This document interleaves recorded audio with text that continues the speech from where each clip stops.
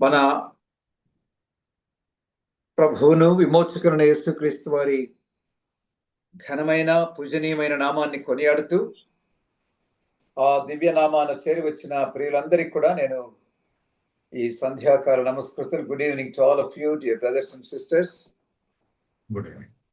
ఈ భయంకర దినాల్లో దేవుని కాపుదల, భద్రత, సన్నిధి, సహాయం, సంరక్షణ మెండుగా మనకు అనుగ్రహిస్తూ ఆ కౌగిట్లో ఆయన కౌగిట్లో మనల్ని భద్రపరుచుకుంటూ అడుగడుగున ఆటంకాలు, అవరోధాలు, ప్రమాదాలు ఆవరించిన దినాలలో ప్రభు మనల్ని ఎంతో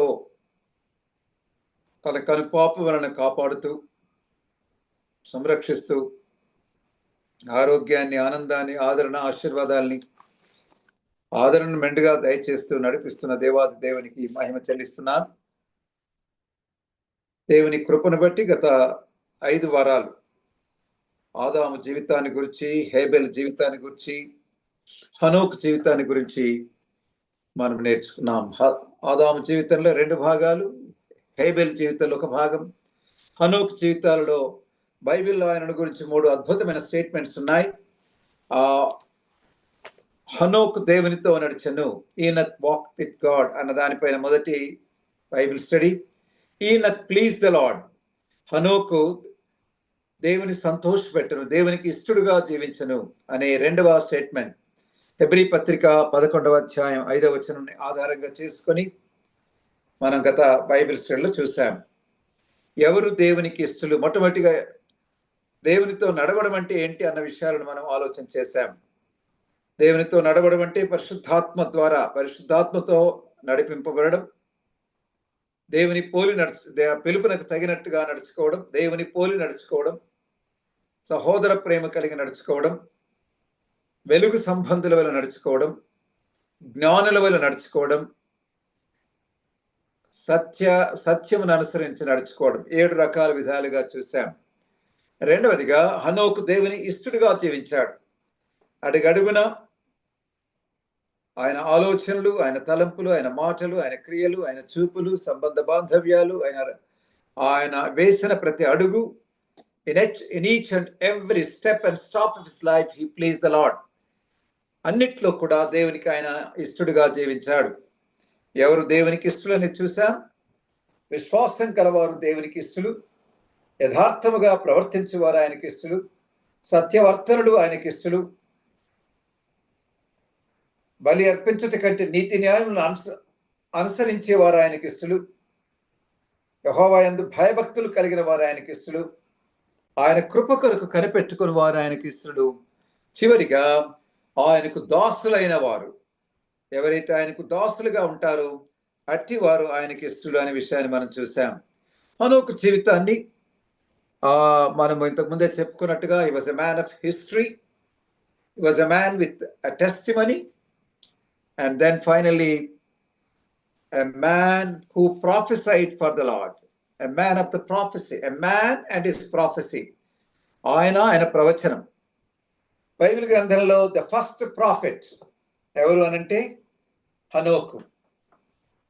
ఆయన ప్రాఫెసీని గురించి మనం చూసుకోకముందు, ఆయన ఏం మాట్లాడాడు అనేది చూసుకోకముందు మరికొన్ని విషయాలు ఆయన బ్యాక్గ్రౌండ్ గురించి కొంత ఇంట్రెస్టింగ్ స్టాటిస్టిక్స్ చూస్తే Bible scholars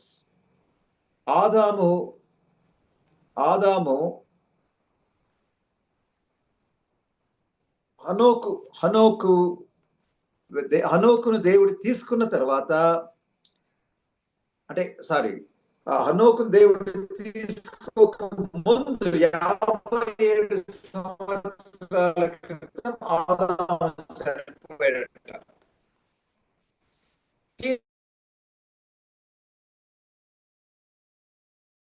was translated into heaven. హనోకు పరలోకంలోనికి తీసుకుని పోబడక ఆదాము చనిపోయాడట. నోవా హనోకును తీసుకొని పోయిన తర్వాత 69 సంవత్సరాలకు నోవా పుట్టాడు. ఆ తర్వాత 669 సంవత్సరాల తర్వాత అంటే హనోకు తీసుకొని పోయిన తర్వాత 69 సంవత్సరాల తర్వాత నోవహు పుట్టాడు. 669 సంవత్సరాల తర్వాత ఏమైంది? ఆ యొక్క ఆ నోహు కాలంలో గొప్ప వరదలు దేవుడు కలుగజేశారు. అది 665 హనోకు చనిపోయిన తర్వాత 669 సంవత్సరాల తర్వాత ఆ ప్రవాహం జలప్రలయం వచ్చిందట. ఒక విచిత్రం ఏంటంటే it is the list of the grave yards. అందరూ చనిపోయిరి అని రాయబడినటువంటి ఆ లిస్ట్ లో హనోకొక్కనితో హనోకు దేవునితో నడిచను, దేవుడు అతన్ని తీసుకొని పోయాను కనుక అతడు లేకపోయాను. సో ఆ యొక్క నోవహు జీవితంలో జరిగినటువంటి జలప్రలయానికి ముందు హనోకును దేవుడు పరలోకానికి అలా తీసుకొని వెళ్ళాడు. బైబిల్ స్కాలర్స్ యొక్క అభిప్రాయము ఏంటంటే సంఘము మహాశ్రమల కాలం కంటే ముందు పరలోకానికి ఎత్తబడుతుంది. ఆ తర్వాత దేవుని యొక్క ఉగ్రత భూమిపైకి ఆ శ్రమల కాలంలో వస్తుంది అని Bible majority of the scholars, చాలా మంది అలా ఫీల్ అవుతారు, కొంతమంది వేరుగా భావిస్తారు. కానీ ఇది హనోకు జీవితం దీన్ని సూచిస్తుంది. అకస్మాత్తుగా ఆయన తీసుకొని పోబడ్డాడు. ఆ తర్వాత కొన్ని సంవత్సరాలకు దేవుని ఉగ్రత ప్రజలపైకి వచ్చింది. అలాగే సంఘం ర్యాప్చర్ అనేది అకస్మాత్తుగా జరుగుతుంది. అది ఎవరికీ తెలియదు. Nobody can guess it, expect it. చాలా మందికి పిచ్చి గెస్సెస్ చేశారు. ఈ సంవత్సరంలో యేసుప్రభు వస్తాడు, సంఘం ఇలా ఎత్తబడుతుందని రకరకాలుగా చేశారు. కానీ యేసయ్య అన్నాడు, నేను ఎప్పుడు వస్తానో తండ్రికి మా తప్ప ఎవరికి తెలియదు అని అన్నాడు. సో హనోకు జీవితం, he was enraptured with God. Rapture అని మరొక అర్థం ఏంటంటే కొనిపోబడము, లీనం కావడం. ఆయన జీవితం దేవునిలో లీనమైనట్టుగా, దేవునితో నడుస్తూ దేవునిలో లీనమైనట్టుగా, అలాగే మనం కూడా మన జీవితాలను ప్రభుతో నడుస్తూ ప్రభుతో లీనమై మనం జీవించాలని దేవుడు ఎక్స్పెక్ట్ చేస్తున్నాడు. ఇప్పుడు 3వ స్టేట్మెంట్ చూద్దాం హనోకుని గురించి. యూదా పత్రిక హనోకుని గురించి రాయబడ్డ యూదా పత్రిక, దయచేసి ఎవరైనా అది ప్రత్యేకంగా హనోకుని గురించి 14వ వచనం నుంచి 16 వరకు ఉంది. మనం ముందు తర్వాత కూడా చూస్తాం. మీరు అది ఎవరైనా ఒకరు చదవండి. అది 14వ వచనం నుండి 16 వరకు. యూదా పత్రిక 14వ వచనం నుండి 16. ఆదాము మొదలుకొని 7వ వాడైన హానోకు కూడా వీరిని గూర్చి ప్రవచించి ఇట్లనెను, ఇదిగో అందరికీ తీర్పు తీర్చుటను వారిలో భక్తిహీనులందరూ భక్తిహీనముగా చేసిన వారి భక్తిహీన క్రియలన్నిటిని గూర్చి, భక్తిహీనులైన పాపులు తనకు విరోధముగా చెప్పిన కఠినమైన మాటలన్నిటిని గూర్చి వారిని ఒప్పించుటకును ప్రభువు తన వేవేల పరిశుద్ధుల పరివారముతో వచ్చెను. వారు తమ దురాశల చొప్పున నడుచుచు లాభము నిమిత్తము మనుషులను కొనియాడుచు సణుగువారును తమ గతిని గూర్చి నిందించు వారినై ఉన్నారు. వారి నోరు డంబమైన మాటలు పలుకును. ప్రియులారా, చాలా ఆశ్చర్యం అనిపిస్తుంది. యూదా తన పత్రికలో ఎక్కడా ప్రస్తావన లేనటువంటి హనోకుని గురించి, అఫ్ కోర్స్ హనోకుని గురించి హెబ్రీ పత్రికలు కూడా రాయబడ్డది అనుకోండి, క్రొత్త నిబంధనలో. అయితే ఇక్కడ ఆయనను ఒక ప్రవక్తగా చూపిస్తున్నాడు. ప్రవక్త అనే మాటలు మనం ఎక్కడో చాలా చాలా పుస్తకాల తర్వాత మనం చూస్తాం. అఫ్ కోర్స్ అబ్రహాంను గురించి కూడా ప్రవక్త అని రాయబడ్డది. కానీ వాస్తవంగా దేవుడు కొంతమందిని ప్రవక్తలుగా, ఎవరెవరిని, ఫర్ ఎగ్జాంపుల్గా ఏలియా లాంటిని, ఎలీషా లాంటి వారిని, యెషయా లాంటి వారిని, ఇర్మియా లాంటి వారిని ఆయన ప్రవక్తలుగా ఏర్పరచుకున్నాడు.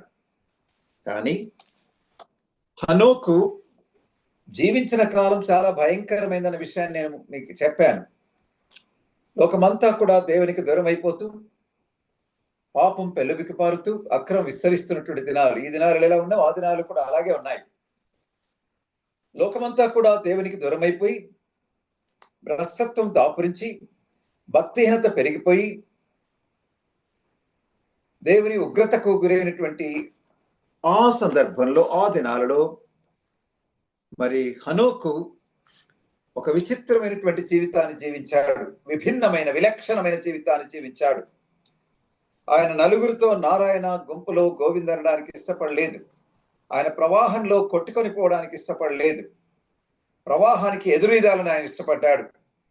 పాప ప్రవాహంలో అనేకులు కొట్టుకుపోతుండగా భక్తిహీనత, దుర్మార్గత పెంచి పెరిగి అనేకులు దేవునికి దూరం అయిపోతున్న దినాలలో హనోకు ఒక నిర్ణయం, నేను చెప్పాను కదా ఫస్ట్ బైబిల్ స్టడీలో, he had a desire to walk with God.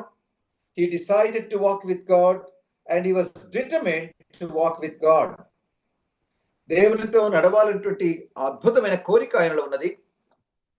దేవునితో నడవాలన్నటువంటి ఒక సంకల్పానికి ఆయన వచ్చాడు. దేవునితో నడవాలన్నటువంటి ఆ యొక్క పట్టుదల, ఆ దీక్ష కలిగి ఆయన ముందుకు వెళ్ళాడు. డిజైర్, డెసిషన్ అండ్ డిటర్మినేషన్, ఇవి హనోకు జీవితంలో మనం చూస్తాం. ఒక గొప్ప తీర్మానం చేసుకున్నాడు ఆయన. దేవునితో నడవాలనుకున్నాడు. అక్కడ హనోకు జీవించే వరకు దాదాపుగా చాలా మంది ఆ భక్తులు ఉన్నట్టుగా మనం 5వ అధ్యాయంలో ఆదాము తర్వాత ఉన్న వాళ్ళందరూ ఉన్నారు. ఆదాము కొన్ని సంవత్సరాల క్రితం 57 సంవత్సరాల క్రితం చనిపోయాడని ఆయన హనోకు ఎత్తబడక ముందు 57 సంవత్సరాల క్రితము ఆయన చనిపోయాడు. ఆదాము చనిపోయాడు అనే విషయాన్ని మనం చూసాం. ఇంకా ఆ 57 సంవత్సరాలు వెనుకకి తీసేస్తే అక్కడ ఉన్నటువంటి వాళ్ళందరూ కూడా, ఇంకా ఆదామును మొదలుకొని రెండవ వాడైనటువంటి బహుశా షేతు, షేతు కుమారుడైనటువంటి వాళ్ళందరూ కూడా, వాళ్ళందరూ కూడా ఉన్నట్టుగా మనం చూస్తాం. ఆ యొక్క పితరులంతా కూడా చాలా ఏళ్ళు బతికారు కాబట్టి వాళ్ళంతా కోయిన్సిడ్ అయ్యారు. సో మణిమల్ని కూడా వాళ్ళు చూశారు. హనోకు వారందరినీ చూసే ధన్యత హనోకు కూడా కలిగింది. హనోకు అద్భుతంగా, ఆయనకు కుమారుడు మెతుషెల. దేవుడు హనోకు షార్టెస్ట్ పీరియడ్ జీవించాడు. ఆ లిస్ట్ అందరిలో కూడా తక్కువ సంవత్సరాలు బ్రతికిన వ్యక్తి హనోకు. ఆ లిస్ట్ అందరిలో కూడా సుదీర్ఘంగా బ్రతికిన వ్యక్తి మెతుషెల. ఈ ప్యాట్రియార్క్స్ అందరూ కూడా దాదాపుగా చాలా మంది, ఆదాము తప్ప మిగతా వారంతా ఉన్నట్టుగా మనం క్యాలిక్యులేషన్ చేస్తే అది మనకు అర్థమవుతుంది. దాని గురించి అంత లోతుగా మనం వెళ్ళాల్సిన అవసరం లేదు.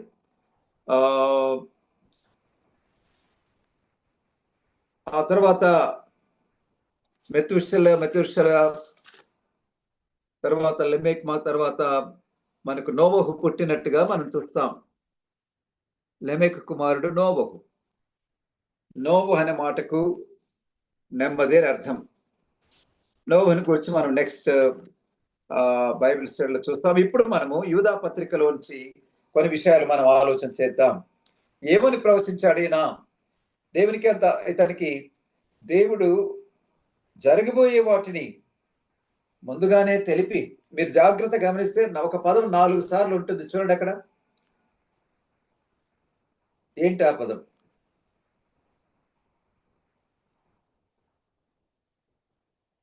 భక్తిహీనులందరూ భక్తిహీనముగా చేసిన వారి భక్తిహీన క్రియలన్నిటిని కూర్చియు భక్తిహీనులైన పాపులు. ఆ మాట చూడండి. భక్తిహీనులు, భక్తిహీనంగా, భక్తిహీనుల క్రియలన్నిటినీ భక్తిహీనులైన పాపులు. భక్తిహీనులందరూ భక్తిహీనముగా చేసిన భక్తిహీన క్రియలన్నిటిని గూర్చియు భక్తిహీనులైన పాపులు తమకు విరోధము కఠినమైన అన్నిటిని గూర్చియు ఆయన మరి మాట్లాడినట్టుగా, ప్రవచించినట్టుగా ఇక్కడ మనం చూస్తున్నాం. జాగ్రత్తగా గమనిస్తే ఇది కంటిన్యూషన్ లో ఉంది. యాక్చువల్గా 11వ వచనం నుంచి మనం చూడాలి. అయ్యో వారికి శ్రమ, వారు కయ్యను నడిచిన మార్గమున నడిచిరి, బహుమానము పొందవలనని బిలాము నడిచిన తప్పు త్రోవలో ఆత్రముగా పరిగెత్తిరి. కోరహు చేసినట్టు తిరస్కారము చేసి నశించిరి. వీరు నిర్భయముగా మీతో సుభోజనము చేయించు, తమను తాము నిర్భయముగా పోషించుకొనుచు మీ ప్రేమ విందులలో దొంగ మెట్టలుగా ఉన్నారు. వీరు కాలు చేత ఇటు అటు కొట్టుకొనిపోవు నిర్జల మేఘములుగాను, కాయలు రాలి ఫలము లేక 2 మారులు చచ్చి వేళ్లతో పెళ్లగింపబడిన చెట్లుగాను, తమ అవమానమును నురుగు వెళ్ళగక్కు వారై సముద్రం యొక్క ప్రచండమైన అలలుగాను, మార్గము తప్పి తిరుగు చుక్కలుగాను ఉన్నారు. వారి కొరకు గాఢాంధకారం నిరంతరం భద్రము చేయబడి ఉన్నది అని యూదా తాను రాసినటువంటి ఈ ఈ తప్పుడు బోధకుల గురించి, భ్రష్టులైనటువంటి క్రైస్తవుల గురించి, ప్రత్యేకంగా రాంగ్ టీచర్స్, ఫాల్స్ టీచర్స్ గురించి రాస్తాడు. ఆయన ఏం రాయాలనుకున్నాడు? రక్షణ గురించి రాయాలనుకున్నాడంట యూదా. కానీ దేవుడు ఆయనకు అకస్మాత్తుగా ఆయన ఇచ్చిన ఏమి చూడండి, 3వ వచనంలో, ప్రియులారా, మనకందరికి కలిగిన రక్షణ గురించి మీకు రాయవలని నేను విశేష ఆసక్తి గలవాడనై ప్రయత్నపడుచుండగా పరిశుద్ధులకు ఒక్కసారి అప్పగింపబడిన బోధ నిమిత్తము మీరు పోరాడవలనని మిమ్మల్ని వేడుకొనుచు మీకు రాయవలసి వచ్చను. Contending for faith, contending for truth. సత్యము కొరకు పోరాడము, విశ్వాసము కొరకు పోరాడడం అనే అంశము ఈ యొక్క పత్రిక ప్రధానమైన అంశం. ఎందుకంటే అనేకులు విశ్వాసంలోని తొలగిపోయి విశ్వాసభ్రష్టులైపోయి తప్పుడు బోధలు చేస్తూ తప్పుడు జీవితాన్ని జీవిస్తూ భయంకరమైన రీతిగా దేవుని ఉగ్రతకు వారు గురైనట్టుగా ఇక్కడ మనం చూస్తాం. మనం 10వ వచనాన్ని జాగ్రత్తగా చూస్తే, వారు గ్రహింపలేని ఈ తప్పుడు బోధకులంతా ఎలా ఉన్నారట? గ్రహింపనని విషయములను గూర్చి దూషించు వారై వివేక శూన్యములకు మృగముల వలె వేటిని స్వాభావికం ఎరుగుదురో వాటి వల్ల తమను తాము నాశనము చేసుకొనుచున్నారు. చూడండి, వారు మృగాల వల్ల ఉన్నారట. వారు తమను తాము వారు అర్థం కాని విషయాలను గురించి వాళ్ళు ఏం చేస్తున్నారంట? దూషిస్తున్నారట. అటు దేవుని దూషిస్తున్నారు, ఇటు మనుషులను దూషిస్తున్నారు. అలాంటి భయంకరమైన పరిస్థితులు వాళ్ళు ఉన్నారు. అంత మాత్రమే కాదు, స్వాభావికముగా మృగముల వల్ల వేటిని స్వాభావికం ఎరుగుదురో వాటి వలన తమను తాము నాశనము చేసుకొనుచున్నారు. They are heading for self destruction. స్వనాశనానికి వారు పరిగెడుతున్నారు అని ఒక వార్నింగ్ ఇస్తున్నాడు ఇక్కడ యూదా. అయ్యో వారికి శ్రమ, ఓ టు దెమ్ అని ఇంగ్లీష్లో అంటాం. అని అంటూ ఎవరికి శ్రమ? వారు ఎలా ఉన్నారట? 3 ప్రస్తావనలు చేస్తాడు. కయీను నడిచిన మార్గమును నడిచిరి, బహుమానం పొందవలని బిలాము నడిచిన తప్పు త్రోవలు ఆతురముగా పరిగెత్తిరి, కోరహు చేసినట్టు తిరస్కారం చేసి నశించిరి. హనోక్ ఏమన్నాడు? వీళ్ళందరినీ భక్తిహీనులు అన్నాడు. వారు భక్తిహీనంగా జీవించారు, చేశారు భక్తిహీన కార్యం. వారి భక్తిహీన క్రియలన్నీ భక్తిహీనంగా ఉన్నాయి. వారంతా భక్తిలేని పాపులు. తనకు విరోధముగా చెప్పిన కఠినమైన మాటలన్నింటిని గురించి వారిని ఒప్పించుటకు ప్రభువు వేవేల దూతలతో రానయ్యున్నాడు, వచ్చాడు అని అంటాడు ఇక్కడ.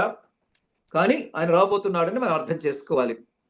సో ఈ కాంటెక్స్ట్ మనకు ఈ విషయం అర్థం కావాలంటే వెనక ఉన్నది మనకు అర్థం కావాలి. ఆనాడు భక్తిహీనమైనటువంటి ప్రజలు జీవించారు. ఎంత విరమీగిపోయారు, ఎంత దేవునికి దూరం అయిపోయారు. కయీను వలె రక్షణ మార్గాన్ని ఎరగకుండా, విశ్వాస జీవితాన్ని గుర్తించుకోకుండా, తమ సొంత శక్తి పైన, తమ జ్ఞానం పైన, తమ సొంత ప్రయాసం పైన వారు ఆధారపడి జీవించారు. కయీను తాను కృషి చేసినటువంటి పంటను తీసుకుని దేవునికి ఇచ్చాడు. విశ్వాసంతో దేవుని వైపు చూస్తూ హేబేలు తన శక్తిని కాదు, దేవుడు ఇచ్చిన దాంట్లో నుంచి శ్రేష్టమైన దానిని ఆయన ఇచ్చాడు. కయీను అలా కాదు. కయీను తన స్వంత శక్తిని ఆధారం చేసుకుని, విశ్వాస నేత్రాలు లేనివాడై, తన కృషి, తన శక్తి, తన బలం పైన ఆధారపడి తద్వారా దేవుని మెప్పించాలని అనుకున్నాడు. మన స్వనీతితో, మన స్వశక్తితో మన సబుద్ధితో ఎన్నడూ కూడా మనం దేవుని మెప్పించలేము. అది కయీను నడిచిన మార్గం. కయీను స్వనీతిపరుడుగా కనబడుతున్నాడు. కయీను అసూయతో నిండినవాడుగా కనబడుతున్నాడు. కయీను ద్వేషంతో నింపబడిన వాడుగా కనబడుతున్నాడు. కయీను హంతకుడిగా ఉన్నాడు. అలాగే ఈనాడు కయీను వలె అనేకులు, ఈనాడు క్రైస్తవ సంఘాలలో ఇలాంటి వారు బయలుదేరి వారు నాశనానికి నడుస్తూ అనేకులను వారు భక్తిహీనంగా ఉంటూ భక్తిహీన మార్గంలో ఇతరులు నడిపిస్తున్నారని యూదా చెప్పినట్టుగా మనము గమనిస్తున్నాం. తర్వాత అక్కడ మనం జాగ్రత్తగా చూస్తే యూదా రెండవ రకాన్ని గురించి మాట్లాడతాడు. ఎవరా రెండవ రకము? బిలాముని గురించి మాట్లాడతాడు. బిలాముని పోలి, బిలాము యొక్క నడకను, బిలాముని గురించి రాస్తాడు. చూడండి అక్కడ, అయ్యో వారికి శ్రమ, వారు కయీను నడిచిన మార్గమును నడిచిరి, బహుమానం పొందవలని బిలాము నడిచిన తప్పు త్రోవలో ఆతురముగా పరిగెత్తరి. బిలాముని గురించి ఏంటి జీవితము? ఆయన జీవితం పద్ధతి ఏంటి? ఆయన తప్పు త్రోవలో వెళ్ళాడు. ఆ తప్పు త్రోవలో ఎలా వెళ్ళాడు? ఆతురంగా వెళ్ళాడు. బహుమానాన్ని ఆశించాడు. పైకి అలా కనబడదు. మీరు జాగ్రత్తగా సంఖ్యాకాండాన్ని చదివితే బాలాకు దూతలను పంపించి, రావయ్యా ఈ ఇశ్రాయేలును శపించమని ఆయన రమ్మంటున్నాడు, ఎంత బహుమానమైనా ఇస్తారంటే, అప్పుడు దేవుని ఎదుకు వచ్చి, ప్రభా నేను వెళ్ళాలంటే ప్రభు చాలా క్లియర్ గా చెప్పాడు, నువ్వు వెళ్ళకూడదు అని చెప్పాడు. మరి రెండవసారి ఆయన మళ్ళా పంపిస్తాడు. డబ్బిచ్చి వ్యామోహం చూపించి ఆ యొక్క అట్రాక్షన్, అల్యూర్మెంట్ చూపించి పంపిస్తే, అయితే మీరు ఉండండి, ఇక్కడ ఉండండి, నేను ప్రార్థన చేస్తాను, దేవుడు పొమ్మంటాడో లేదో అని అనడం అది బుద్ధిహీనం. అంతరంగంలో తాను వెళ్ళాలని కోరిక ఆయనకుంది. అంతరంగంలో బహుమానం కొరకు ఆతురత ఆయనకుంది. కాబట్టి కయీను బిలాము ఎవరిని సూచిస్తున్నాడంటే, విశ్వాస మార్గాన్ని వదిలి వారి యొక్క పరిచర్యను వ్యాపారంగా మార్చుకొని వారికున్న వరాలను, వారికున్న పరిచర్యను వారు డబ్బును సంపాదించుకుంటూ వినియోగించే భయంకరమైనటువంటి బోధకులను సూచిస్తున్నాడు బిలాము. ఆ తర్వాత కోరహు జీవితం ఏం సూచింది? అది తిరుగుబాటుతనాన్ని, దేవుని యొక్క అధికారాన్ని. కోరే he rebelled against the authority of God. దేవుడు పెట్టినటువంటి మోషే పైన తిరుగుబాటు చేశాడంటే తాను దేవుడినే తిరస్కరించాడు. He resented the leadership of Moses and dared God to do anything about their rebellion. మేమేమైనా చేస్తాం, ఏం చేసుకుంటారో చూడండి అన్నట్టుగా ప్రవర్తించాడు. ఏం చేస్తాడు దేవుడు అన్నట్టుగా దేవుని పైన తిరుగుబాటు చేశాడు. అది ఈనాడు అనేకులు దేవుని పైన తిరుగుబాటు చేసేవారు, దేవుని సేవకుల పైన, నాయకుల పైన, పెద్దల పైన తిరుగుబాటు చేసేవారు ఎంతో మంది దినాలు సంఘాలలో ఉంటున్నాయి. ఒకవేళ మనం అలా ఉన్నామేమో ఒకసారి ఆలోచిద్దాం. తిరుగుబాటు చేసేవారుగా లేమా? ఒకవేళ అలాంటి తిరుగుబాటు లేదేమో, కానీ పరిశుద్ధాత్మ దేవుడు నిన్ను హెచ్చరిస్తూ, నేను ఇలా ఉండాలి బాబు, నీవు ఇలా మాట్లాడాలి, నీవు ఇలా ప్రవర్తించాలి, ఇది నీవు చూడకూడదు, ఇవి నీవు ఇలా మాట్లాడకూడదు అన్నప్పుడు మనం దేవుని పైన తిరుగుబాటు చేసి దానికి విరోధంగా పాపం చేయడం లేదా? ఒకసారి ఆలోచిద్దాం. దానియేలు లాంటి భక్తుడు ఏమని ప్రార్థన చేస్తాడో తెలుసా? ప్రభా మేము విరోధముగా మేము తిరుగుబాటు చేసామయ్యా అని ప్రార్థన చేస్తాడు. దానియేలు గ్రంథం 9వ అధ్యాయం. దానియేలు గ్రంథం 9వ అధ్యాయం 6వ వచనం. నీ ఆజ్ఞలను నీ విధులను అనుసరించటం మాని పాపులమును దుష్టులమునై చరిత్రమందు ప్రవర్తించచ్చు తిరుగుబాటు చేసిన వారము. Oh Lord, we rebelled against you, we revolted against you. ప్రభా నీకు విరోధంగా మేము తిరుగుబాటు చేశాము. ఇశ్రాయేలు ఎన్నోసార్లు అలా తిరుగుబాటు చేశారు. బహిరంగంగా తిరుగుబాటు చేశారు కొంతమంది, రహస్యంగా నీవు నేను తిరుగుబాటు మన అంతరంగంలో చేయవచ్చు. ఒకసారి పరీక్షించుకుందాం. ఇక వారిని గురించినటువంటి విషయాలు ఇంకా ముందుకు వెళితే యూదా చాలా విషయాలు రాస్తాడు. వారు తిరస్కరించారు. ఇంకా వారిని గురించి ఎలా ఉన్నట్టు, నిర్భయముగా మీతో సుభోజనము చేయొచ్చు, తమను తాము నిర్భయముగా పోషించుకొనొచ్చు. వారు తిండి మీద ఆసక్తి గల వారుగా వారు ఉన్నట్టు మనకు కనబడుతుంది. ఎక్కడ చూసినా వారు తిండిని ఆశించే వారుగా కనబడతారు. చాలా విషయాలు అక్కడ ఉన్నాయి. వారు తమ పోషించుకొనుచు ప్రేమ విందులు దొంగబెట్టలుగా ఉన్నారు. ఎక్కడ చూసినా విందులలో వేరే కనబడతారు. విందులను, అగ్రపీఠములను ఆనాడు చూడండి, ఇక్కడ యేసు ప్రభు వారు శాస్త్రుల గురించి మాట్లాడుతూ లూకా సువార్తలో ఒక మంచి మాట అంటాడు. లూకా సువార్త 19వ అధ్యాయంలో,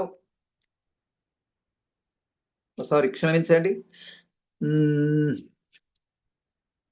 లూకా సువార్త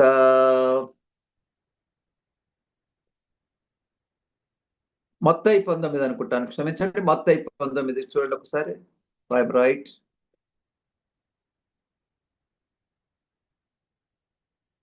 మత్తయి 19 ఒకసారి మీరు కిందికి చూస్తే శాస్త్రులు 19 కాదు, క్షమించండి, 23:6 విందులలో అగ్రస్థానములను, సమాజ మందిరములలో అగ్రపీఠములను, సంత వీధులలో వందనములను, మనుషుల చేత బోధకులను పిలువబట్టయు కోరుదురు. చూడండి, ఇక్కడ రాయబడిన మాటలన్నీ ఇక్కడ ఈ శాస్త్రులు పరిశీలకు వర్తిస్తున్నాయి. విందులలో వారు అగ్రస్థానాలను కోరుతారట, సమాజాలలో అగ్రపీఠాలను వారు కోరుకుంటారట, సొంత వీధుల్లో వందనాలు కోరుకుంటారు. ఇలాంటి వారు, ఇలాంటి అపోస్టేట్స్, భ్రష్టులైనటువంటి వారు, దుర్బోధకులు ఆనాడు బయలుదేరుతారు, అంత్య దినాలలో బయలుదేరుతారని యూదా అప్పుడే తాను చెప్పాడు. యూదా చెప్పిన మాటలు అంతకు ముందే పరోక్షంగా మరి దైవజనుడైనటువంటి ప్రవక్త అయినటువంటి హనోకు ప్రవచించాడు. ఇక వీరి జీవితాల గురించి ఆలోచిస్తే చాలా విషయాలు ఉన్నాయి. వారు దొంగ మెట్టలుగా ఉన్నట్టు మనం అక్కడ చూస్తాం. తర్వాత సెల్ఫిష్ షెపర్డ్స్ గా, స్వార్థపరులుగా వారు ఉన్నట్టు మనం అక్కడ చూస్తాం. పెళ్ళగింపబడిన చెట్లుగా వారు ఉన్నట్టు మనం చూస్తాం. నిర్జలమైన మేఘాలుగా వారు ఉన్నట్టు మనం చూస్తాం. పెళ్ళగింపబడినట్టు చచ్చిన చెట్ల వరే వారు ఉన్నారు. అలాగే రేజింగ్ వేవ్స్, ప్రచండమైన అలలుగా వారు ఉన్నారు. తిరుగుతూ దారి తప్పి తిరుగు చుక్కలుగా ఉన్నారు. Wandering stars. చూడండి, అది ఒక్కసారి ఆలోచిస్తే వారి జీవితాలు ఎంత భయంకరంగా ఉన్నాయి. అది మనం డీటెయిల్ గా చూడడానికి టైం లేదు, కానీ ఒక్కసారి నెమ్మదిగా మీరు తర్వాత ఇంట్లో చదువుకోనండి. అవమానాన్ని వెలగక్కువారుగా వారు ఉన్నారట. కాయలు రాలి ఫలము లేక 2 మారులు చచ్చి వేళ్లతో పెళ్లగింపబడిన చెట్టు. చచ్చిన చెట్టు, పెళ్లగింపబడిన చెట్టు ఎంత దౌర్భాగ్యకరమైనది. అది గాఢాంధకారం నిరంతరం భద్రం చేయబడి ఉన్నది అటువంటి కొరకు అని అంటున్నాడు. ప్రచండమైన అలలుగా ఉన్నారు. మార్గము తప్పి తిరుగు చుక్కలుగా ఉన్నారు. వారికి ఒక దిశ, దశ, ఒక గమ్యము, ఒక విధానము అంటూ లేదు. వారు మార్గాన్ని తప్పిన వారుగా ఉన్నారు. నీతిని, నిజాయితీని తప్పిన వారుగా ఉన్నారు. యథార్థతను మరిచిన వారుగా ఉన్నారు. నిజ మార్గాన్ని ఏమంటారు, స్ట్రెయిట్ వేను, నిజాయితీని వారు విడిచిన వారుగా కనబడుతున్నారు. అంత మాత్రమే కాదు, ఇంకా కిందికి చూస్తే అంతా చూడండి, అక్కడ దురాశల చొప్పున నడుస్తున్నారు. వాళ్ళు దురాశలతో నింపబడ్డారు, దురాశలను అనుసరిస్తున్నారు, దురాశలను కలిగిన వారుగా ఉన్నారు. వాటిని అనుసరిస్తూ వారు జీవిస్తున్నారు. లాభము కొరకు మనుషులను పొగడే వారుగా వారు ఉన్నారు. జాగ్రత్త. అయినాడు చాలా మంది సేవకులు ఇలా మనకెంతో మంది కనబడతారు. పౌలు అంటాడు, మీలో నుండి బయలుదేరుతాయి. మందను కనికరించకుండా వారు దుర్బోధలు చేస్తారు, అనేకులను వారు నాశనం చేస్తారు, నాశన మార్గం నడిపిస్తారని పౌలు అపొస్తలుల కార్యం 20వ అధ్యాయంలో మాట్లాడతాడు. ఇలాంటి వారు వస్తారని యూదా చెప్పిన వీరిని, అదే రీతిగా హనోకు కూడా వారిని గురించి ప్రవచించి వారంతా కూడా దేవుని తీర్పుకు గురై సిద్ధంగా ఉన్నట్టుగా చూస్తాం. భక్తిహీనత పెరిగిపోతున్న భక్తిహీనతను గురించి, భక్తిహీనల గురించి, వారి తత్వాల గురించి, వారి విధానాల గురించి, వారి పద్ధతుల గురించి, వారి బోధనల గురించి మాట్లాడుతున్నాడు ఇక్కడ హనోకు. వీరందరికీ భక్తిహీనులైన పాపులు తనకు విరోధముగా చెప్పిన కఠినమైన మాటల గురించి, దేవుని కఠిన మాటలు వారు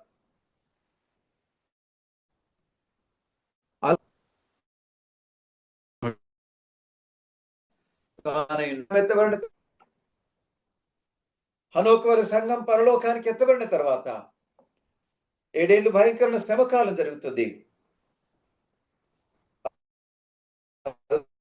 మనకందరికీ తెలుసది. 1000 ఏళ్ళు ఆయన పరిపాలిస్తాడు. సాతానుడప్పుడు బంధింపబడతాడు. తిరిగి తాత్వికంగా సాతాను విడిచిపెట్టబడతాడు. సాతాను అందరిని ప్రేరేపించి, రాజులను ప్రేరేపించి దేవుని పైన తిరుగుబాటు చేస్తాడు. అయితే ప్రభు తన శ్వాసతోని సాతానుడు వాని ఏజెంట్స్ అయిన వారిని ఆయన హతమారుస్తాడని ప్రకటన గ్రంథం 20వ అధ్యాయంలో చూస్తాం. సో కాబట్టి ఇక్కడ వారి కొరకు నాశనం సిద్ధపరచబడింది. దేవుడు న్యాయ తీర్పరిగా, న్యాయాధిపతిగా ఆయన లోకానికి రానండి భక్తిహీనులందరికీ తీర్పు తీర్చబోతున్నాడు. ప్రపంచంలో ఉన్న భక్తిహీనులందరి, దుర్మార్గులందరికీ, పాపులకు, ఆయన పైన తిరుగుబాటు చేసిన వారికి ఆయన తప్పనిసరిగా తీర్పు తీర్చబోతున్నాడు. దానికి ఆయన రానయ్యున్నాడు అనే విషయాన్ని ఇక్కడ జ్ఞాపకం చేస్తున్నాడు. మరి వీళ్ళు ఎలా ఉన్నారట? దురాశలు చెప్పున నడుచుకుంటున్నారు. లాభం కొరకు మనుషులను వారు కొనియాడుతున్నారు, పొగుడుతున్నారు, ముఖస్థుతి చేస్తున్నారు. సనుగువారుగా ఉన్నారు. ఎక్కడా తృప్తి వారికి ఉండదు. ఎక్కడ దేవుని స్తుతించిన వారు ఎరుగరు. దేవుని నామాన్ని ధరించిన వారే దేవుని బోధలు చేసేవారుగానే ఉంటారు. పైకి అన్ని విధాలుగా దేవుని కలిగిన వారు ఉన్నట్టే ఉంటారు. అంతరంగంలో దేవుని దూషించేవారు గాను, సనుగువారు గాను, అసంతృప్తి గల వారు గాను తమ గతిని గురించి దేవుని నిందిస్తారు. ఇది చాలా విచిత్రంగా ఉంది కదా. సో ఇలాంటి జీవితాలు నీవు నేను ఒకవేళ ఇలాంటి తత్వం మనలో ఉందేమో ఒకసారి ఆలోచిద్దాం. మన లాభం కొరకు మనుషులను మనము పొగుడుతున్నామా? దురాశలు చెప్పిన మనం నడుచుకుంటున్నామా? సనిగే వారంగా ఉన్నామా? చూడక మంచి మాట సనుగురి గురించి మనందరికీ తెలుసు. నిర్గమాకాండంలోను సంఖ్యాకాండంలో పదే పదే వారు ఎలా సనిగారు, ఎలా తిరుగుబాటు చేశారు, ఎలా నాశనమయ్యారన్న విషయాలు మనం చూస్తాం. సో సనగడం అనేది భయంకరమైన పాపం. మరి సనిగే వారు సరగకూడదని ఫిలిప్పీ పత్రికలో అంటాడు చూడండి. ఫిలిప్పీ పత్రిక 2వ అధ్యాయంలో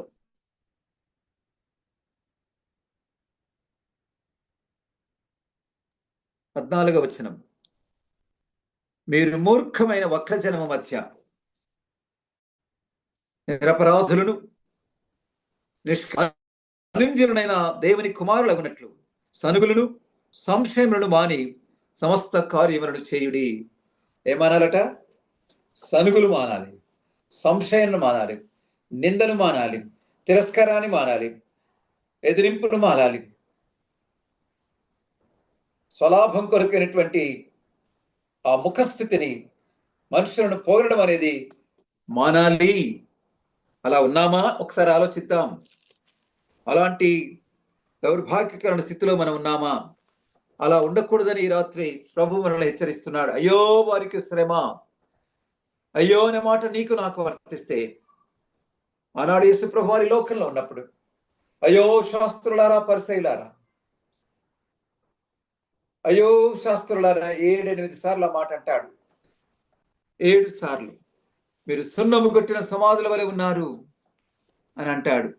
మీరు పైకి చాలా చక్కగా భక్తిగా కనబడుతున్నారు, కానీ అంతరంగం అంతా కుళ్ళుతో ఉంది అని ఆయన చెప్పారు. మీరు పళ్ళ్యాన్ని బయట శుభ్రం చేస్తారు, అది లోపల దోపుతోను అజితేంద్రియంతో నింపబడ్డది అని అంటాడు. మీరు సోపులోను, జీలకర్రలోను, కరివేపాకులో, మీరు పుదీనాలోను మీరు దశమ భాగం ఇస్తారు, కానీ అంతకంటే ప్రధానమైనటువంటి నీతిని, న్యాయాన్ని, విశ్వాసాన్ని, కనికర అవివేకులైన అంధులారా అని యేసు ప్రభు భయంకరంగా మాట్లాడుతున్నా. సాయంకాలం ముందు ఈ మాటలు బోధిస్తున్న నేను కానీ, వింటున్న మనం కానీ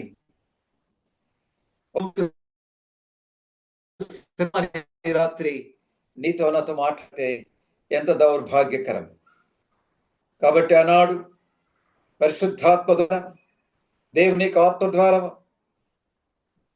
బయలుపరచబడినటువంటి సత్యాన్ని, అంత్య దినాల్లో భయంకరమైనటువంటి భక్తిని రాబోతున్నారు.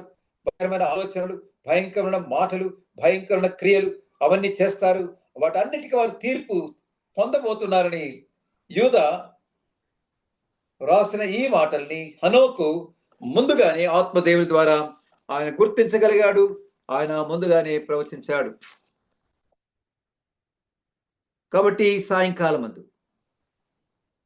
హనోకు జీవితాన్ని గురించి మనం ఆలోచిస్తే అద్భుతమైనటువంటి ఒక వ్యక్తిగా, చాలా తక్కువగా వ్రాయబడినప్పటికీ చాలా ప్రగాఢంగా చరిత్రను ప్రభావితం చేసినటువంటి గొప్ప దైవజనుడిగా ఇప్పుడు హనోకు మనకు కనబడుతున్నాడు. హనోకు అనే మాటకు టీచ్ అనే ఒక అర్థము, డెడికేట్ అని ఇంకో అర్థము. ఆ దినాల్లో, ఆ దుర్మార్గపు కాలంలో నేను అనుకుంటాను నోవహు మాదిరిగా ఆయన కూడా తప్పనిసరిగా అనేకులకు దేవుని మార్గాలను గురించి ఆయన తెలియజేసింటాడు. జీవితం ద్వారా తెలిపింటాడు, బోధించాడు. ఆయన మాటల ద్వారా కూడా తెలియజేసి ఉంటాడు నేను అనుకుంటున్నాను. లేదా తన పేరుకు తగినట్టుగా తను తాను పూర్తిగా అంకితం చేసుకొని లోకమంతా ఒకవైపు వెళ్తుండగా తాను మరొక వైపు దాని వైభవం అంతా కూడా తాత్కాలికమని నమ్మాడు. దేవుని చిత్తాన్ని జరిగించేవాడు నిరంతరం నిలుస్తాడని తెలుసుకొని మొట్టమొదటిగా పరలోకానికి వెళ్ళిన, అంటే రికార్డ్ చేయబడి మొట్టమొదటిగా పరలోకానికి వెళ్ళిన గొప్ప దైవజనుడిగా అతను కనబడుతున్నాడు. ఒక విశిష్టమైన స్థానాన్ని, ఒక ప్రత్యేకమైన స్థానాన్ని తాను కలిగి ఉన్నాడు. సాయంకాలం ముందు ముగించక ముందు హనోకు జీవితంలో ఉన్నటువంటి సుగుణాలను, హనోకు దేవునితో నడిచాడు. దేవుడు హనోకుతో నడిచాడని రాయబడలేదు. హనోకే చొరవ తీసుకున్నాడు, హనోకే తీర్మానించుకున్నాడు, హనోకే ఆశించాడు, హనోకే పట్టుదలతో ముందుకు సాగాడు. ఈ రాత్రి నీ ఆశ ఏంటి? నీ కోరిక ఏంటి? నలుగురితో నీవు నారాయణ అంటున్నావా? గుంపులో గోవింద్ అంటున్నావా? కాకుండా నీవు నీ యొక్క ఉద్యోగంలో ఒక ప్రత్యేకమైనటువంటి వ్యక్తిగా, ఒక సెపరేట్ వాక్ కలిగి చీకటితో బియ్యం అందకుండా వెలుగు సంబంధిగా నీవు జీవిస్తున్నావా? చిన్న చిన్న విషయాలలో సాక్ష్యాన్ని మనం కోల్పోతుంటాం. దొంగ సంతకాలు చేస్తుంటాం, ఆలస్యంగా వెళుతుంటాం, చిన్న విషయ ఉద్యోగంలో నెగ్లిజెన్స్ ప్రదర్శిస్తాం, 10 నిమిషాలు 5 నిమిషాలు లేట్ వెళ్తుంటాం, కొన్నిసార్లు హాఫ్ అన్ అవర్ లేట్ వెళ్తుంటాం, అది వెళ్ళనట్టుగానే భావించుకుంటాం. ఈ చిన్న విషయాల్లో కూడా మనం ఇతరులకు భిన్నంగా ఉండాలి. ఎవరు కూడా మన పైన వేలు వెత్తకుండా మనం జాగ్రత్తగా మన ఉద్యోగ జీవితాల్లో ఉండాలి. మన అనుదిన జీవితంలో చుట్టుప్రక్కల ఉన్న వారు మనం చూస్తున్నప్పుడు మీరు వేరుగా ఉన్నారని మన గురించి సాక్ష్యం ఇచ్చే రీతిగా ఉండాలి. యూదులను గురించి హామాను వాడు ఒక గొప్ప సాక్ష్యం ఒక రకంగా చెప్తాడు. రాజైనటువంటి అహష్వేరోషుతో మాట్లాడుతూ ఆ యొక్క ఎస్తేరు గ్రంథంలో ఒక మాట ఉంటుంది, మీరు జాగ్రత్తగా. ఎస్తేరు గ్రంథం 2వ అధ్యాయం 3వ అధ్యాయం 8వ వచనం. అంతటా హామాను అహష్వేరోషుతో చెప్పినదేవనగా, మీ రాజ్య సంస్థానములన్నిటి అందుండు జనులలో ఒక జాతి వారు చెదరి ఉన్నారు, వారి విధులు సకల జనుల విధులకు వేరుగా ఉన్నవి. హనోకు జీవితం అందరికి విలక్షణంగా విభిన్నంగా ఉంది. తమ్ముడా, చెల్లి, నీవు పనిచేస్తున్న నీ స్థలంలో అదేదైనా కావచ్చు, ప్రైవేట్ జాబ్ కావచ్చు, పబ్లిక్ జాబ్, ఎంటర్ప్రైజ్ కావచ్చు, అది నీవు పనిచేస్తున్న అది లేదైనా బిజినెస్ కావచ్చు, వ్యవసాయం కావచ్చు, నిన్ను చూస్తూ ఉన్న వారందరిలో నీవు భిన్నంగా ఉన్నావా? అక్కడేమంటున్నాడు? వారి విధులు సకల జనులకు విధులు వేరుగా ఉన్నవి. నిన్ను నన్ను గురించి అలా సాగగలరా? Is altogether different. ఆయన లంచం ఇవ్వడు. నేను వనపర్తిలో పనిచేస్తున్నప్పుడు మాకు యూజీసీ స్కేల్స్ వచ్చినప్పుడు ఆ స్కేల్స్ అంతా ప్రిపేర్ చేసి పంపిస్తే ఎస్టీఓ డబ్బు ఇవ్వాలని, డబ్బిస్తే చేస్తామని ఇన్ఫర్మేషన్ పంపారట ఆఫీస్ కు. అప్పుడు ఆఫీస్ సూపరింటెండెంట్ గారు వెళ్ళి, మీరు తల క్రిందులు చేసిన ఆయన నయా పైసా ఇవ్వడు, ఐజక్ గారు ఆయన లంచం ఇవ్వడు అని ఖచ్చితంగా చెప్పానని ఆయన నాతో చెప్పాడు. నేను అనలేదు, నేనేం అడగలేదు. ఆయన సార్ मैंने बोला किसी किसी हालत में బ్రైబ్ నై కర్తే బోలే, నేను చెప్పా నై కర్తే బోలికే బోలే అని ఆయన అన్నాడు. దేవునికి మహిమ చెల్లిస్తున్నాను. మన జీవితాల్లో కాంప్రమైజింగ్ నేచర్ ఉన్నామా, అన్కాంప్రమైజింగ్ రైచియస్నెస్ రాజీ పడలేనటువంటి ఆ తత్వాన్ని, ఆ నీతిని, ఆ యథార్థతను మనము కనపరుచుకుంటున్నామా ఒకసారి ఆలోచన చేద్దాం. మార్నింగ్ ఒక సిగ్నేచర్ చేయాలి, ఆఫ్టర్నూన్ ఒక సిగ్నేచర్ చేయాలి. అంతకుముందు నేను జడ్చర్లకు వెళ్ళాను, మా నేటివ్ ప్లేస్కి వచ్చాను, టైంకి వెళ్ళలేకపోయాను. మార్నింగ్ కాలేజ్ టైంకు లేట్గా వెళ్ళి లీవ్ లెటర్ ఇస్తూ, sir I was not able to come to college in the morning sessions. Kindly treat me to have been or grant me leave for the morning shift అని రాస్తే principal అన్నాడు, half ఏ day leave పెట్టడం ఏంటండి, సంతకం చేయండి అని అన్నాడు. నిజంగా నేను సంతకం చేసింటే ఏమయ్యేది? అబద్ధం ఆడిన వాడిని అవుతాను, మోసం చేసిన వాడిని అవుతాను. సంతకం చేస్తే నేను కాలేజీలో ఉన్నట్టు, కానీ నేను జడ్చర్లో ఉన్నాను ఆ స్థలంలో, ఆ టైంలో. So I'm lying. రెండవది, I'm deceiving myself, deceiving government and deceiving God. నన్ను నేను మోసం చేసుకుంటున్నాను, ప్రభుత్వాన్ని మోసం చేస్తున్నాను, నేను దేవుని కూడా దేవుని నేను మోసం చేస్తున్నట్టుగా నేను భావించి, సార్ సార్ ఎక్స్క్యూజ్ మీ, దయతో క్షమించండి సార్, నేను అలా సంతకం చేయలేనండి, లీవ్ లెటర్ తీసుకోండి అంటే, సరేనండి ఐజక్ గారు అది మీ ఇష్టం అని అన్నాడు. సో చిన్న చిన్న విషయాల్లో మనం ప్రభు కొరకు స్టాండ్ తీసుకునే వారంగా ఉంటూ, లోకానికి భిన్నంగా ఉంటూ, విశ్వాసంలో ప్రార్థన చేయడంలోనే కాదు, అంటే మన ప్రార్థనలు వేరుగా ఉంటాయి, మన ఆరాధనలు వేరుగా ఉంటాయి అనేది కాదు. మన జీవితము, మన లైఫ్ స్టైల్, మన యాటిట్యూడ్స్, మన యాక్షన్స్ ఎలా ఉన్నాయనేది ప్రజలు చూస్తారు. ఒకసారి ఆలోచన చేద్దాం. హనోకు జీవితం ద్వారా మనము అన్కాంప్రమైజింగ్ నేచర్, పాపంతో రాజీ పడిన జీవితము, ప్రత్యేకింపబడిన జీవితము, ప్రభుని సంతోషపెట్టే జీవితము, భక్తిహీనతను అసహించుకున్న జీవితము, భక్తిహీనలతో వియమొందని జీవితము, భక్తిహీనులకు దూరంగా ఉండే జీవితము, నీతిని, నీతి మార్గాన్ని, నీతిమంతుడైన దేవుని ఎన్నుకున్న జీవితము మనం కలిగి జీవిద్దాం. అలాంటి తీర్మానాన్ని మనం చేసుకుందాం. ఒక్కసారి మనల్ని మనం పరీక్షించుకుందాం. ఈ రాత్రి హనోకు జీవితం ద్వారా మనం నేర్చుకున్న సత్యాలను మననం చేసుకుంటూ, భయంకరమైన ఈ పాపలోకంలో జీవిస్తుండగా, హనోకు కాలంలో ఉన్నట్టుగానే ఎక్కడ చూసినా భక్తిహీనత, ఎక్కడ చూసినా అన్యాయం, ఎక్కడ చూసినా అక్రమం, ఎక్కడ చూసినా అవినీతి, ఎక్కడ చూసినా అపవిత్రత, ఎక్కడ చూసినా గర్వం, ఎక్కడ చూసినా గర్వాంధులు మన చుట్టూ ఆవరించారు. అంత్య దినములలో అపాయకరమైన కాలములు వచ్చినాయి తెలుసుకున్న తిమోతి. ఏలైనగా మనుషులు స్వార్థ ప్రియులు, ధనాపేక్షలు, బెంకములాడువారు అని ఇంకెన్నో విషయాలు చెప్తాడు. తిమోతికి రాసిన 2వ పత్రిక 3వ అధ్యాయం మొదటి 5 వచనాలు చూస్తే, ప్రభు రాకడ దగ్గరగా ఉన్న దినాల్లో ఆ లక్షణాలన్నీ మనం కళ్ళారా ఈనాడు చూస్తున్నాం. Lovers of self, lovers of money and lovers of pleasures.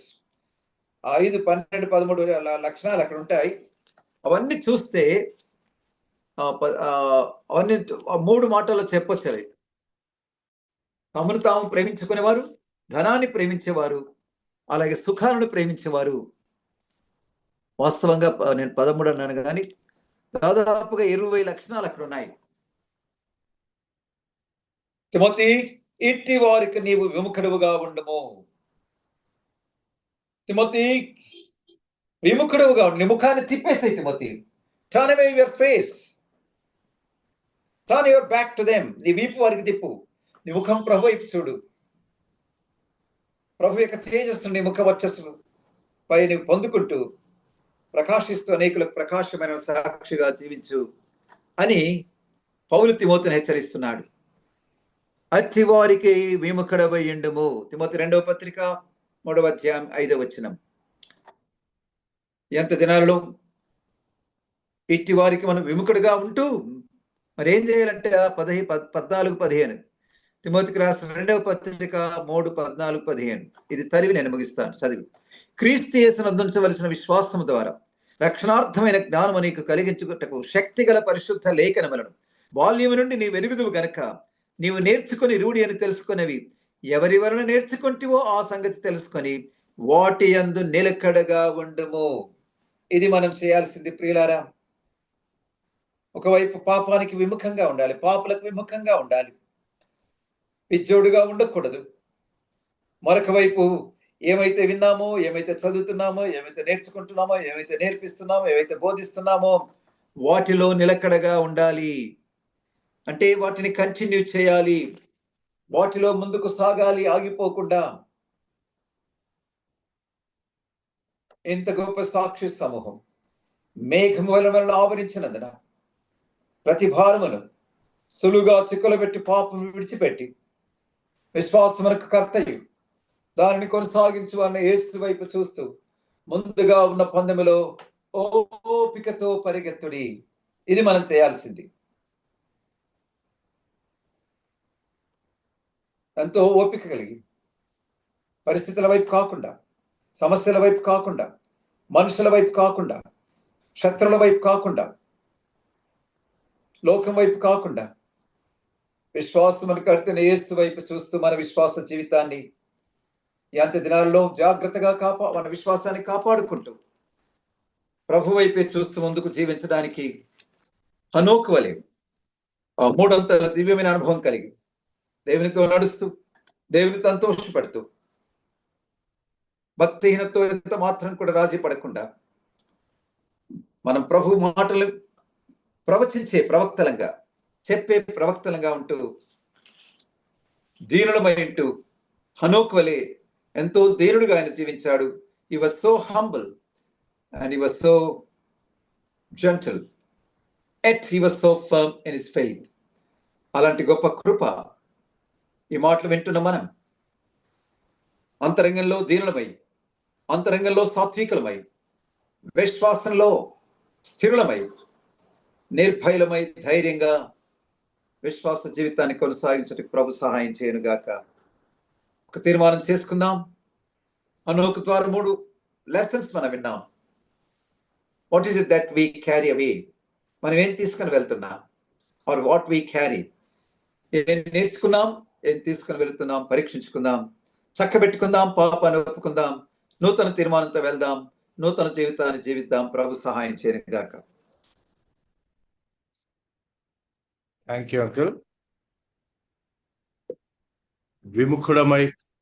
విముఖులమై వేరుపడిన ప్రత్యేకమైన పరిశుద్ధమైన జీవితం జీవించడానికి హనోకులోంచి 3 విషయాలు చాలా స్పష్టంగా, మరి walking with lord, pleasing the lord and professing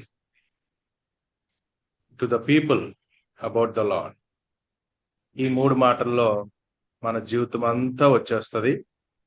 so వ్యక్తిగతంగా మనం నడవడం, ఆయనను సంతోషపెట్టడం, ఆ యొక్క ప్రభు ఇచ్చిన మాటలను మనం ఇతరులకు తెలియచేయడం. నాకైతే ఎంతో ఛాలెంజింగ్ గా ఈ మాటలు అనిపించినాయి. సో ప్రత్యేకమైన వాడు ఆ లిస్ట్ అంతట్లో, అందరూ కూడా ఒక పెద్ద ఫ్యూనరల్ లిస్ట్ అది, కానీ హనోకు ఒక్కడే ప్రత్యేకంగా ఉన్నాడు. మనకున్న ధన్యత ఏమిటంటే ప్రభువైన యేసుక్రీస్తు వారిలో మనకున్న ధన్యత. కాబట్టి ఆయనను చూస్తూ మనం ముందుకు సాగుదాం. Uncle, thank you so much. ఈ యొక్క క్యారెక్టర్ స్టడీస్ ద్వారా నిజంగానే దేవుని క్యారెక్టర్ తెలుసుకోవడానికి ప్రభు ఎంతో మాకు సాయం చేస్తా ఉన్నాడు. సో ప్రార్థన చేసుకుని ముగించుకుందాం. నేను ప్రార్థన చేస్తాను, అంకుల్ బెనడిక్షన్ ఇస్తారు. మన అమ్మదైన తండ్రి, నీకు వందనాలు.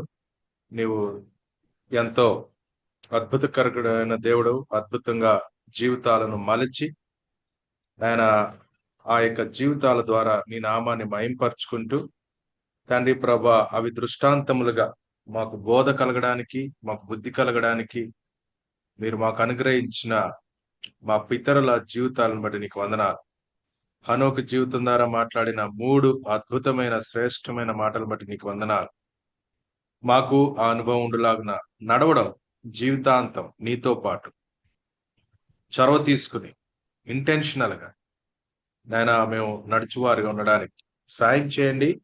మాదిరి మీరు మాకు ఉంచారు నాయన ప్రభా. 365 సంవత్సరములు తక్కువ కాదు ప్రభా. మేము దాంట్లో చాలా తక్కువ కాలమే ఈ రోజుల్లో మేము జీవిస్తున్నాం కాబట్టి సో కొద్ది కాలం మేము నడవడానికి కూడా విసుగు చెందకుండా మేము సంతోషంతో నిన్ను వెంబడించడానికి నీతో నడవడానికి సాయం చేయండి.